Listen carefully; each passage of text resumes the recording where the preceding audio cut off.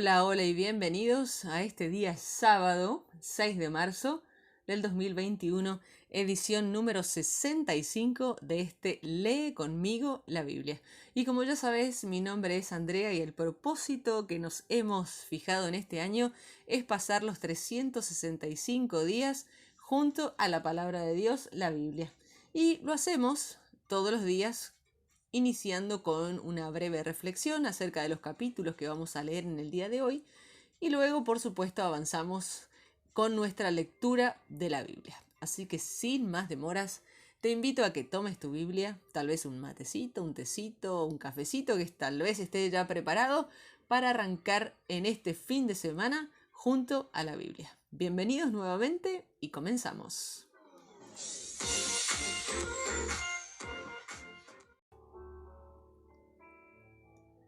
Y nuestro devocional del día de hoy tiene que ver con una historia de vida. John, el grandulón, llevaba más de 10 años viviendo en las calles de Londres. Antes de eso, había pasado más de 9 años en prisión. Le faltaba la mayor parte de su dentadura.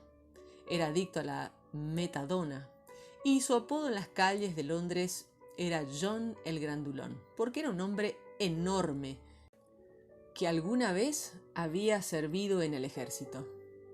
John el grandulón llegó hasta un refugio nocturno para indigentes. Vino con su amigo, John el pequeño. A John el grandulón le encantaba el albergue y apreciaba mucho a los jóvenes que lo cuidaban.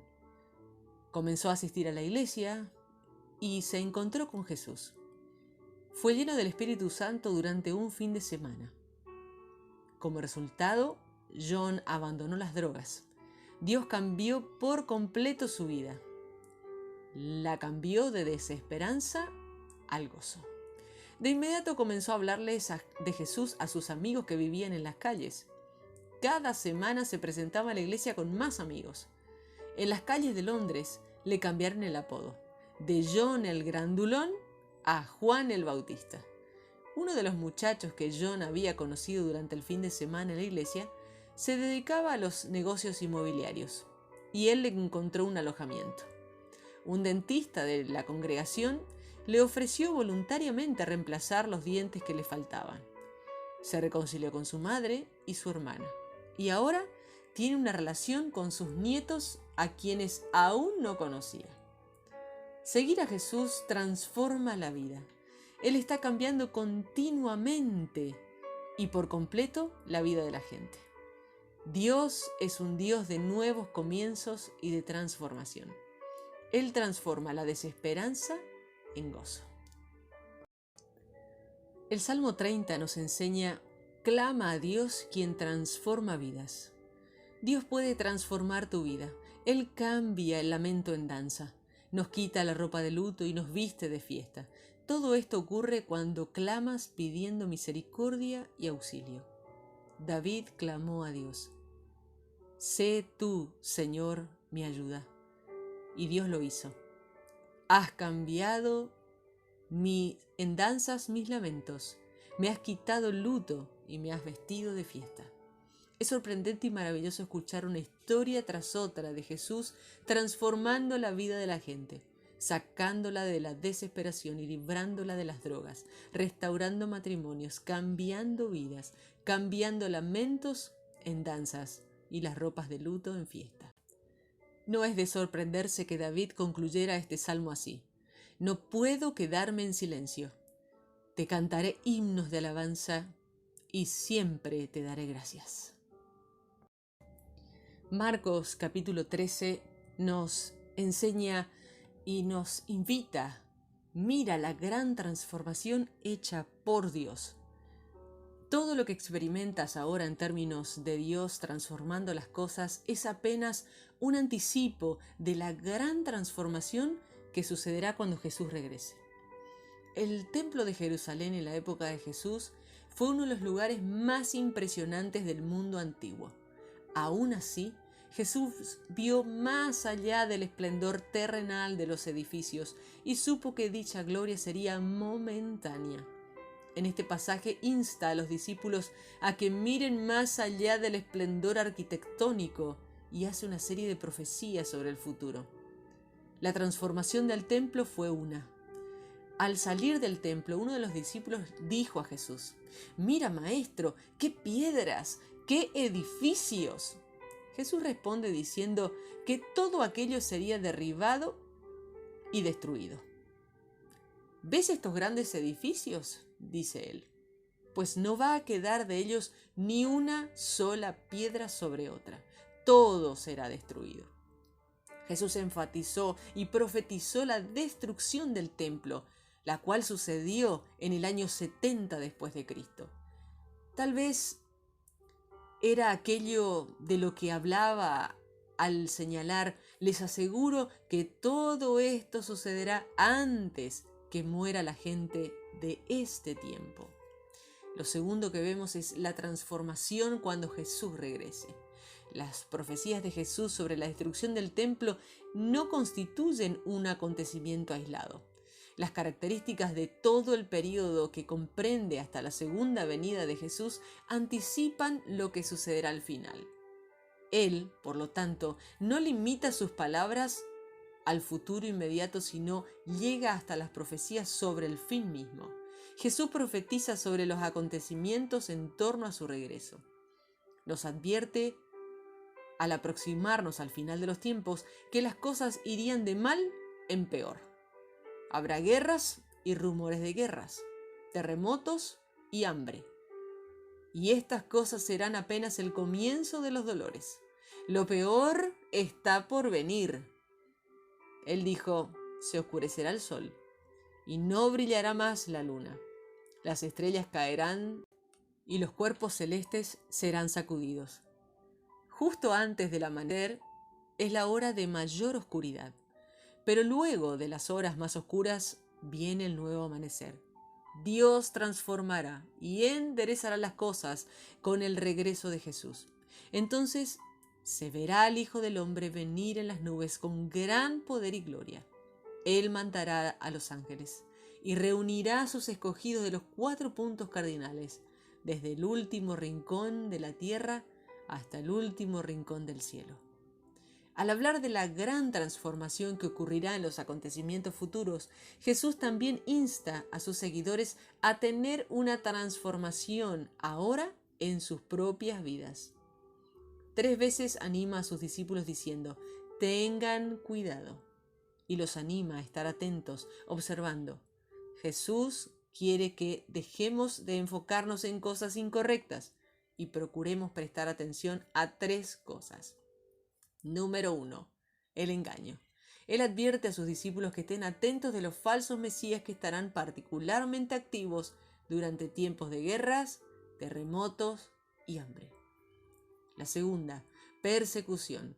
Jesús dice que habrá una intensificación de la persecución donde el mundo los odiará a ustedes por causa de mi nombre. Lo tercero, tribulación. Así como el engaño y la persecución, los últimos días serán días de tribulación, como no los ha habido desde el principio.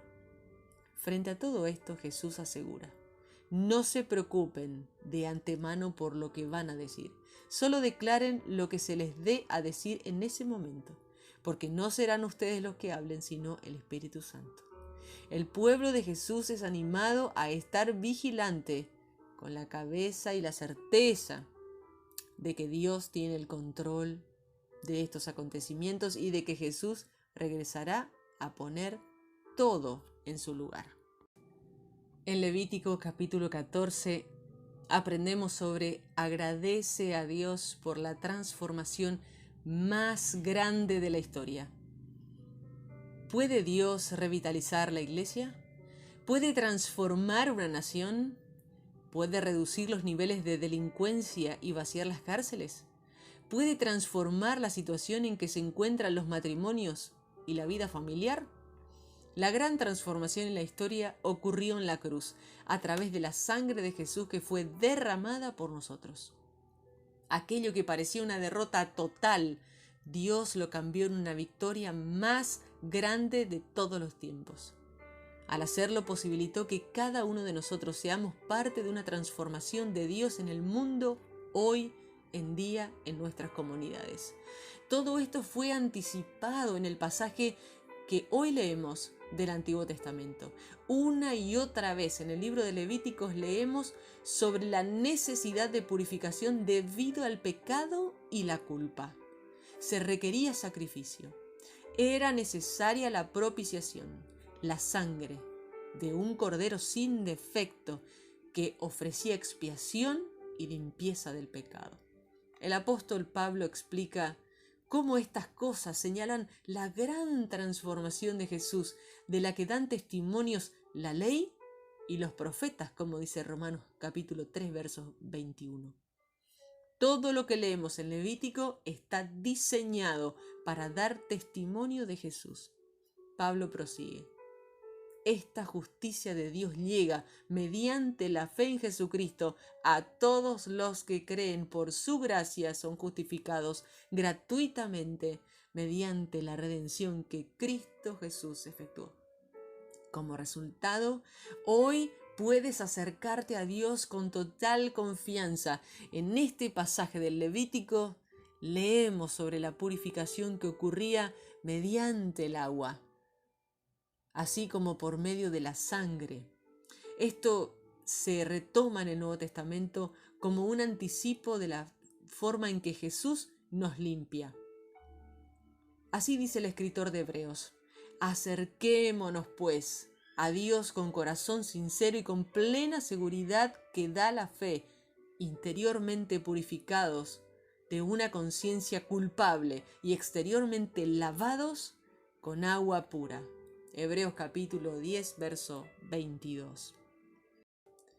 Luego concluye su ilustración al sacar provecho explícitamente de la metáfora sacrificial que vemos en nuestro pasaje para explicar cómo se logró esto. Pablo dice: Dios lo ofreció como un sacrificio de expiación que se recibe por la fe en su sangre. Romanos capítulo 3, verso 25. Así es como se transforma la historia. Así es como fue transformada la vida de John el Grandulón. Así es como fue cambiada mi vida. Y así es como la desesperación se transforma en gozo. Gracias a Dios por Jesús.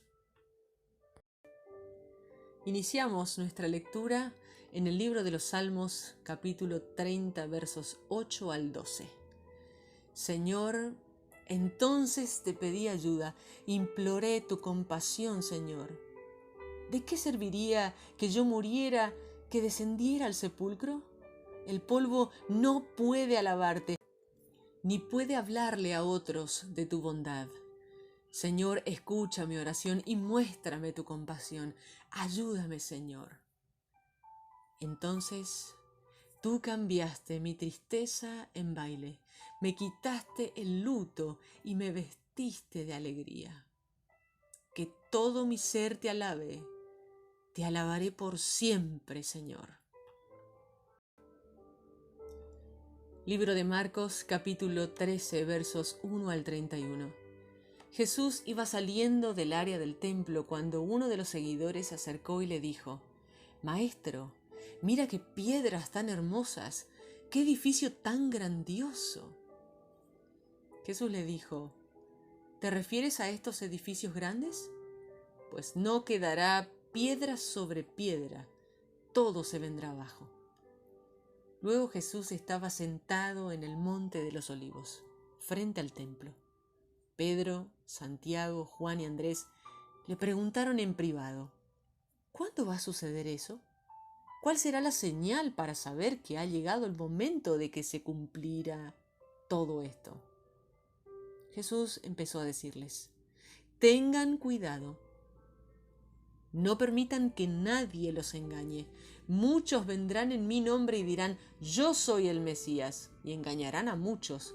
No se alarmen cuando oigan sobre guerras y rumores de guerra. Todo esto tiene que pasar, pero todavía no será el fin.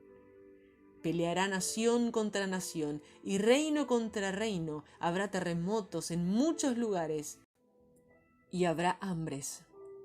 todo eso será el comienzo de mucho sufrimiento. Cuídense ustedes, porque la gente los entregará y los llevará a juicio. Los golpearán en las sinagogas, o los obligarán a presentarse ante los reyes y gobernantes por estar de mi parte. Ustedes darán testimonio de mí ante ellos. Todo esto les ocurrirá por ser mis seguidores. Pero antes de que suceda todo esto, la buena noticia de salvación debe ser anunciada a todas las naciones. Cuando los arresten y lleven a juicio, no se preocupen por lo que van a decir. Solo digan lo que Dios les dé para decir en ese momento. No serán ustedes los que estén hablando, sino el Espíritu Santo que hablará por ustedes. El hermano traicionará y entregará a la muerte al hermano. El papá entregará a la muerte al hijo. Los hijos se pondrán en contra de los padres y los matarán. A ustedes todos los van a odiar por causa de mi nombre, pero el que se mantenga hasta el fin será salvo. Cuando ustedes vean la abominación que causa destrucción, donde no debería estar quien lea esto, que lo entienda, entonces los que estén en Judea corran hacia las montañas. El que esté en las azoteas no baje ni entre a sacar nada de su casa. El que esté en el campo no regrese por su manto. Pobre de las mujeres embarazadas y también de las que tengan bebés en esos días. Oren para que nada de esto suceda en el invierno, porque esos días serán llenos de dificultades. Todo lo que ocurra en esos días será peor que cualquier otra cosa que haya pasado desde que Dios creó el mundo. Nunca se repetirá algo igual, pero si el Señor no hubiera decidido acortar esos días, nadie sobreviviría. Pero los acortó para ayudar al pueblo que ha elegido. No crean si alguien les dice, miren, este es el Mesías, o aquí está Él, porque vendrán falsos Mesías y falsos profetas. Ellos van a hacer señales milagrosas y maravillas para tratar de engañar a los elegidos de Dios. Así que tengan cuidado. Les he contado todo antes de que ocurra. Pero después de esos días terribles, el sol se oscurecerá, la luna no iluminará más, las estrellas caerán y los cuerpos celestes temblarán. Entonces verán al Hijo del Hombre que vendrá en las nubes con gran poder y gloria. Enviará a sus ángeles y reunirá a sus elegidos de los 4 puntos cardinales, desde el extremo de la tierra hasta el extremo del cielo. Aprenda la lección de la higuera. Tan pronto como las ramas se vuelven tiernas y sus hojas se abren, ustedes saben que se acerca el verano. Así también, cuando vean suceder esto, sabrán que el tiempo está cerca, a la puerta. Les digo la verdad, todo esto sucederá antes de que se muera esta generación. El cielo y la tierra no durarán para siempre, pero mis palabras sí. Continuamos con el libro de Levítico, capítulo 14. El Señor le dijo a Moisés, esta será la ley de la purificación del que tenga una enfermedad peligrosa de la piel. La persona será llevada al sacerdote para que la examine fuera del campamento. Si ve que la enfermedad ha desaparecido, entonces el sacerdote le ordenará al que se ha curado que traiga 2 aves puras, un pedazo de madera de cedro, tela roja y un hisopo. El sacerdote mandará matar una de las aves y derramará su sangre en una olla de barro con agua fresca. Luego tomará el ave viva, la madera de cedro, la tela roja y el hisopo, y los mojará con sangre del ave muerta sobre el agua fresca. Rociará la sangre 7 veces sobre el que está siendo purificado de la enfermedad de la piel. Lo declarará puro y en un sitio al aire libre dejará libre al ave viva. Después la persona purificada lavará su ropa, se afeitará todo el cabello y se bañará con agua. Entonces quedará puro y podrá entrar de nuevo al campamento, pero tendrá que estar fuera de su carpa durante 7 días. Al 8º día debe afeitar todo su cabello, su barba, sus cejas, es decir, todo su pelo. Lavará su ropa y bañará su cuerpo con agua, y entonces quedará puro. En el 8º día, esa persona debe tomar 2 corderos sin defecto alguno, una cordera de 1 año de edad sin defecto alguno, 6 kilos de harina de la más alta calidad mezclada con aceite para una ofrenda de cereal y 1/3 de litro de aceite de oliva. A la entrada de la carpa del encuentro, el sacerdote que purifica a la persona la presentará ante el Señor junto con las ofrendas. Luego el sacerdote tomará uno de los corderos y lo presentará como sacrificio de restitución. Enseguida tomará el 1/3 del litro de aceite de oliva y con él hará ante el Señor el movimiento de presentación de la ofrenda. Después matará al cordero en el sitio sagrado donde se degüellan los animales para los sacrificios por el pecado y para los sacrificios que deben quemarse completamente. El sacrificio de restitución es como el sacrificio por el pecado. Será para el sacerdote. Es muy sagrado. El sacerdote tomará parte de la sangre del sacrificio de restitución y pondrá en la oreja derecha, el pulgar de la mano derecha y en el dedo gordo del pie derecho de la persona que se va a purificar. Luego el sacerdote tomará parte del 1/3 del litro de aceite de oliva y lo echará en la palma de su mano izquierda. Untará su dedo derecho en el aceite de su mano izquierda. Con ese dedo rociará aceite ante el Señor 7 veces. De lo que queda en la palma de la mano del sacerdote, él untará aceite en la cabeza del que se purifica, en el lugar derecho y en el dedo gordo derecho del pie, sobre la sangre del sacrificio de restitución. El resto del aceite que quede en la palma de la mano del sacerdote será puesto sobre la cabeza de quien esté siendo purificado, y así el sacerdote lo purificará ante el Señor. Luego, el sacerdote hará el sacrificio por el pecado para purificar a la persona. Después de esto, se degollará el animal del sacrificio que debe quemarse completamente, y el sacerdote lo presentará en el altar junto con las ofrendas de cereal, y así purificará a la persona. Pero si quien va a ser purificado es pobre y no puede pagar tanto, entonces traerá un cordero como sacrificio de restitución, el cual se ofrecerá con el movimiento de presentación de la ofrenda. Esta será una ofrenda para purificarlo. La persona además traerá 2 kilos de la mejor harina con aceite, con ofrenda de cereal, junto con 1/4 de litro de aceite de oliva, 2 tórtolas o 2 palomas, las que pueda pagar.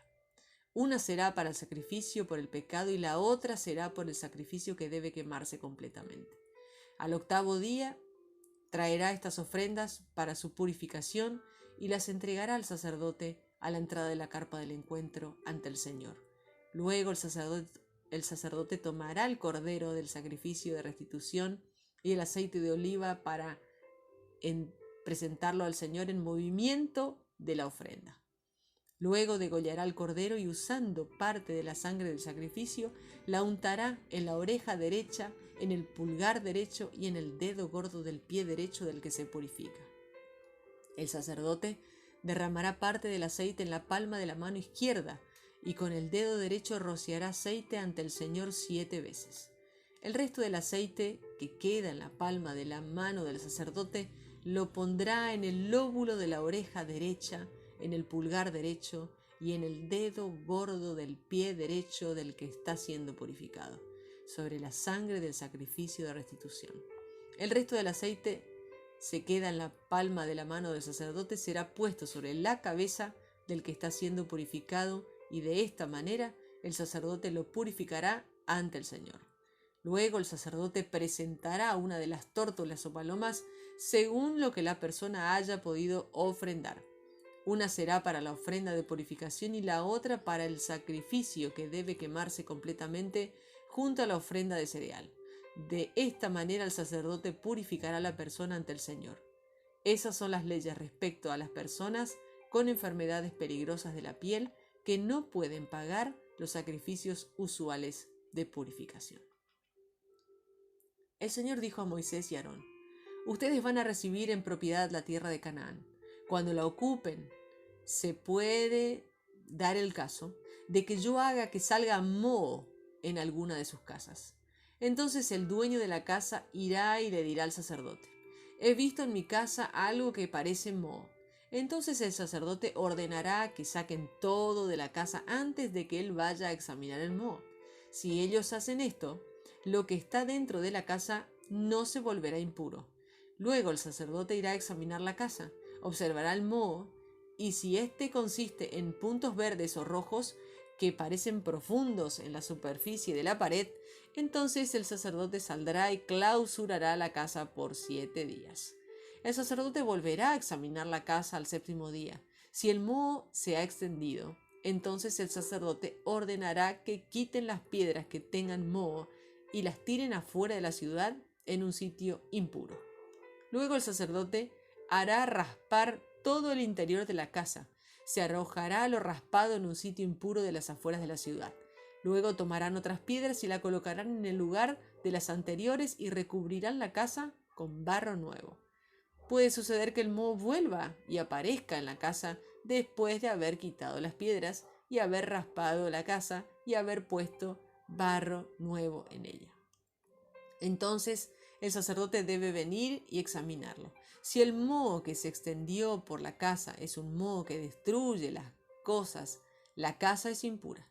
La casa debe ser destruida y sus piedras, madera y barro deben ser llevados afuera de la ciudad a un sitio impuro. Todo el que entre a la casa mientras esté cerrada quedará impuro hasta el atardecer, y todo el que duerma o coma en la casa debe lavar su ropa. Si el sacerdote viene y el moho no se ha extendido en la casa después de que se ha recubierto con barro nuevo, entonces el sacerdote declarará pura la casa porque el moho se ha ido. Para purificar la casa, el sacerdote traerá 2 aves, un trozo de madera de cedro, una tela roja y un hisopo. Él matará una de las aves en una olla de barro que tenga agua fresca. Luego debe tomar el trozo de madera de cedro, la tela roja y el hisopo, y la otra ave viva, y los mojará con la sangre del ave que fue muerta sobre el agua fresca. Rociará la sangre 7 veces sobre la casa. De esta manera purificará la casa con sangre del ave, el agua fresca y el ave viva, la madera de cedro, el hisopo y la tela roja. Luego, en un sitio al aire libre, fuera de la ciudad, dejará libre al ave viva. De esta manera purificará la casa. Estas son las leyes para toda enfermedad peligrosa de la piel, para el moho en la ropa o en las casas y para las llagas o manchas. Estas leyes enseñan qué hacer cuando las cosas son puras o impuras y lo que hay que hacer en cuanto a una enfermedad de la piel. Hemos finalizado nuestra lectura del día de hoy y te invito a que compartas esta oración conmigo. Gracias, Señor, porque cuando te supliqué misericordia y clamé por ayuda, me respondiste. ¿Cómo agradecerte lo suficiente por transformar mi vida por completo? Gracias, Jesús, porque vas a regresar. Gracias porque aunque viniste por primera vez en debilidad y deshonra, regresarás con gran poder y gloria. Gracias, Señor, porque ya has transformado la historia. Te pido en oración que cambies nuestra nación. Te ruego que derrames tu espíritu, que reavives a tu iglesia. Transforma la situación en la que se encuentran los matrimonios y las familias. Oro para que bajen los índices de criminalidad, que las prisiones comiencen a vaciarse y que nuestras ciudades, pueblos y aldeas sean transformados. Venga tu reino. Amén.